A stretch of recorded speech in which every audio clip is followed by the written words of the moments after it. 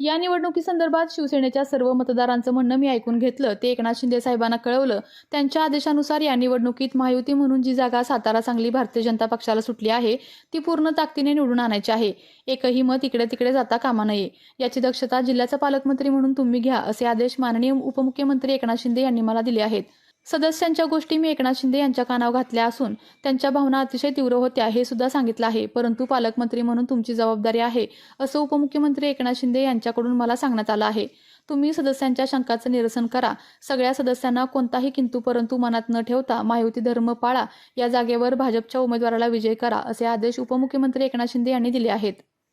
या बाबतीत सुद्धा मी आदरणीय शिंदे साहेबांना सांगितलेलं आहे, त्यांच्या कानावर ह्या गोष्टी घातलेल्या आहेत की मतदार जे सदस्य आहेत, नगरसेवक आणि झेडपी सदस्य, सभापती, नगराध्यक्ष, त्यांच्या भावना या संदर्भातल्या तीव्र होत्या. पण तरी देखील साहेबांनी सांगितलेलं आहे की त्या भावना जरी त्यांनी व्यक्त केल्या असल्या तरी पालकमंत्री म्हणून तुमची जबाबदारी आहे.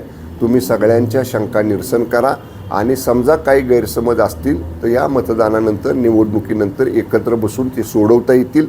सगळ्या सदस्यांनी कुठलाही किंतु परंतु मनात न ठेवता महायुती धर्म पाळून या जागेवरती भाजपच्या उमेदवाराला विजय करा, अशा पद्धतीचे आदेश माननीय शिंदे साहेबांनी दिलेले आहेत. ओके.